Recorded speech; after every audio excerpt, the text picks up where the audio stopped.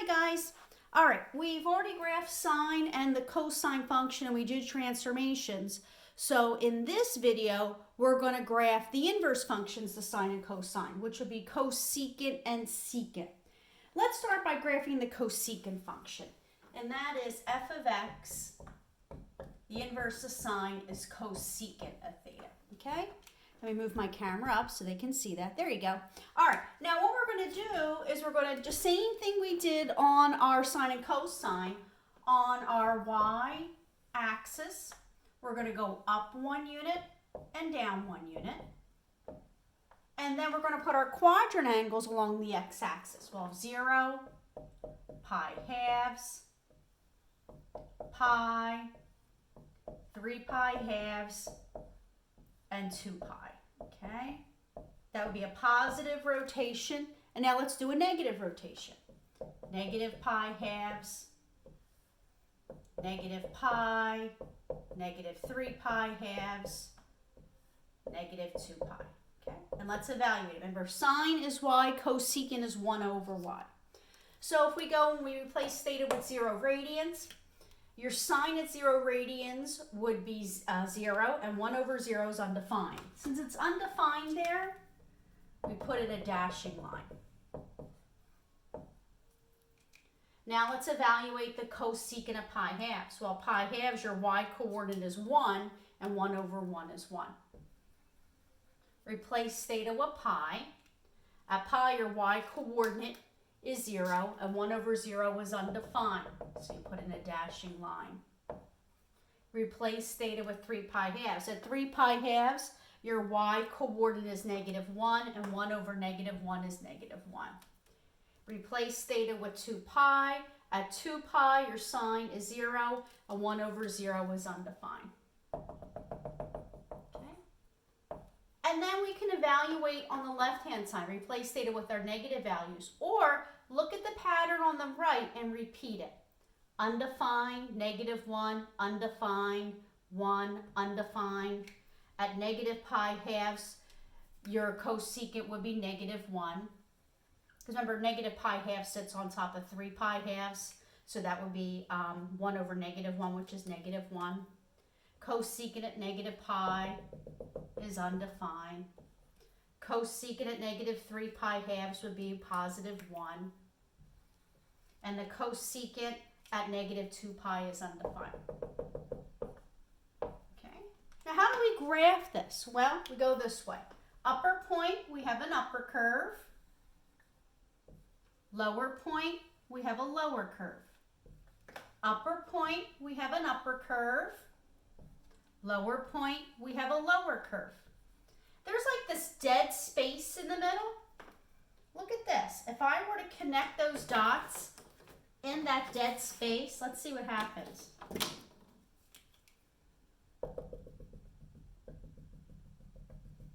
Does this graph look familiar? It should. This is your sine graph. Cosecant is the reciprocal of sine. So in between, in the middle here, you have the sine function. Pretty nifty, isn't it? All right, let's talk about some things that we know about the cosecant graph. I'm going to move this down so I can write the notes down here. What's the cycle? Remember in trig we call the cycle the period. Undefined, 1, undefined, -1, undefined, and then it repeats again. So we say the cycle for this function is 2 pi. So the period is 2 pi. Okay. Let's talk now about its domain and range. Well, what's the domain? Remember, the domain is the values along your x-axis. Well, it's undefined at 0, it's undefined at pi, it's undefined at 2 pi. So the domain is all numbers except 0 plus n pi, because at 0 plus n pi, it's undefined. So all real numbers except x is undefined at 0 plus n pi, or just basically n pi. 0 pi, it's undefined. 1 pi, it's undefined. 2 pi is undefined. -1 pi is undefined. -2 pi. Okay. How about the range? That's the value on the y-axis. Let's take a look at the range. Did you notice it's everything from +1 and above, and everything from everything below -1? So the range we say, if we want to write interval notation, begins at negative infinity, stops at -1. It equals -1, so we put a bracket there. And then we're going to unite that beginning at +1. It includes 1, so we put a bracket there and goes to positive infinity. We don't know where infinity ends, that's why you put a parentheses there. So that's your range. Let's take a look at this graph. Do we have any symmetry? Does it have symmetry with respect to the x-axis, the y-axis, or the origin? Do you notice if you flip it vertically and then horizontally, the right side of the graph, flip it over and down, would match the left-hand side of the graph? That means it's symmetric with respect to the origin. So it's symmetric with respect to the origin. Okay. And remember, if a graph is symmetric with respect to the origin, what type of function is it? This is an odd function. I'll put this right here, kind of run out of room. So this would be an odd function. And I'm also going to give you a copy of my notes. So this will all be in my notes, okay? So that's your cosecant graph. So what do you think we're going to graph next? Well, if we did the inverse of the sine function, now we got to do the inverse of the cosine function.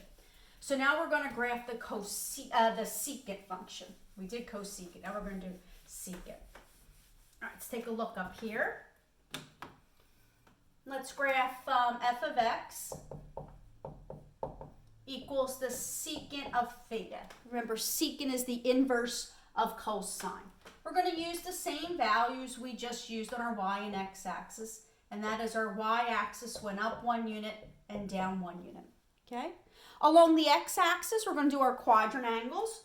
So we have 0 radians, then we have pi halves, pi, 3 pi halves, and 2 pi. Make that a little bit clearer. That's our x-axis. Then we'll do a negative rotation. So we'll do negative pi halves, negative pi, negative 3 pi halves, and then negative 2 pi.